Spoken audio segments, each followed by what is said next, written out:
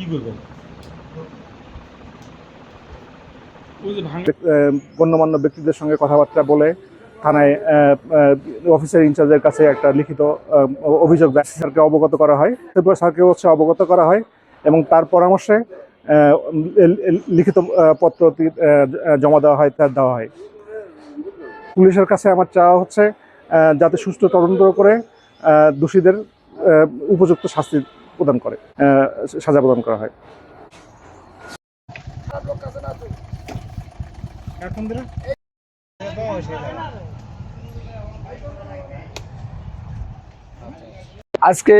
আজকে যে ফ্যামিলির যে বাড়িতে ডাকাতি, এটা হচ্ছে আমার দরবস্ত ইউনিয়নের মধ্যে সবচেয়ে সম্বন্ধিত ফ্যামিলি। এনের বাবা ছিল 32 বছরের চেয়ারম্যান, উপজেলার চেয়ারম্যান। তার ছেলের বাড়িতে আজকে সকালবেলা ডাকাতি হয়েছে।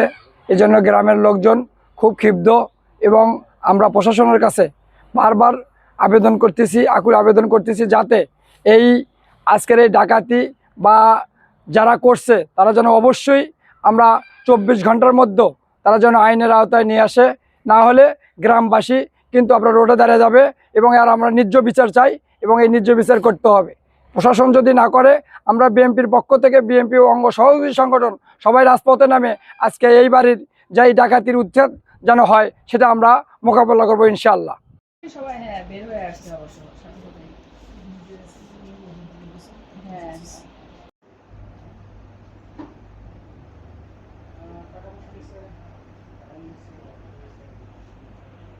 বাংলাদেশ জাতীয়তাবাদী দল বিএনপি দরবস্ত ইউনিয়ন শাখার সাংগঠনিক সম্পাদক।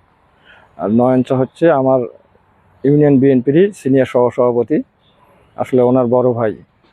প্রথম তো বিষয় হচ্ছে ওনার বাবা মরহুম মুজিবুর রহমান বিএসসির সন্তান নজু ভাই, ওনার বাসাতে আজকে আমি সকালবেলাতে যেটা শুনছি সেটা হচ্ছে প্রায় রাত 3টে সাড়ে 3টায় আসলে ওনার বাড়িতে ডাকাতির যে কার্যক্রম সেটা হয়েছে। পরবর্তীতে সকালবেলা আমরা আসে বিভিন্নভাবে দেখলাম যে ওনার বাড়িতে আসলে অনেক কিছু এলোমেলো।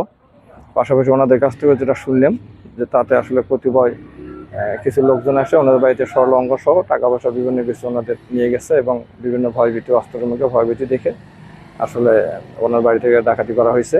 তা আমরা মূলত আসলে আসলো ছেলে দুটা আমাকে অস্ত্র দেখায়া আমাকে ভয় ভীতিতে রাখছে এবং আমার মুখের মধ্যে কাপড় গুঁজে দিয়ে মুখ ইয়ে করে রাখছে আর চোখও বেঁধে রাখছে। তারপর তো অস্ত্র কথা বলছে যে আমাদের কাছে অস্ত্র আছে, আমরা কথা না শুনলে আমরা এখনই ইয়ে করবো, অস্ত্র পাচার করবো। মুখোশ বাঁধার পরে আমার আলমারিতে কিছু টাকা পয়সা ছিল, খুব বেশি ছিল না, যাই হোক 1000-3000 বোধহয় ছিল, আমার অত মনেও নেই। আর একটু গহনা ছিল অল্প অল্প, সেটাও নিয়ে গেছে। ছেলের কাছে 1,40,000 টাকার মতো ছিল ওই যে লোককে দেওয়ার জন্য, সেটা একটা। আর আরও মোবাইল সিমে কি যেন একটা টাকা ছিল, একটু বিকাশ না কী কয় সেটাও ছিল, এই মিলে ওটা। আর মোটর সাইকেলটা তো নিয়েই গেল। ল্যাপটপটা ছিল একটা, আমাদের ল্যাপটপ, ভালো কোম্পানির একটা ল্যাপটপ ছিল, সেটাও নিয়ে গেছে। এবং আমাকে বলছে যে যদি প্রশাসন জানে বা থানা জানে তাহলে আরও আমাদের মানে ক্ষতি করবে, আমাদের জীবনের কোনো নিরাপত্তা থাকবে না।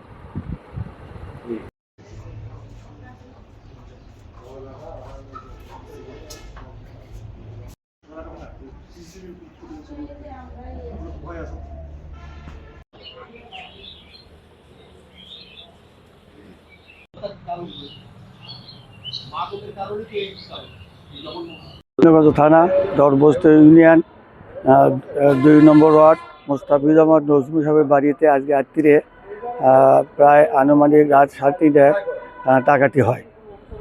ওকে মুখ বাঁধে এবং চাকু ধরে অস্ত্র ধরে অনেক টাকা, তারপরে হলো মোবাইল দুটা, এগুলো ওখান থেকে ছিনতাই করে নিয়ে যায়। এটা কোনো দিন আমাদের এই এলাকায় হয় নাই, কোনো দিন হয় নাই। এটা এই প্রথম আমরা আইনের কাছে আশ্রয় নিচ্ছি, আমরা সুষ্ঠু বিচার চাই। আমরা এটা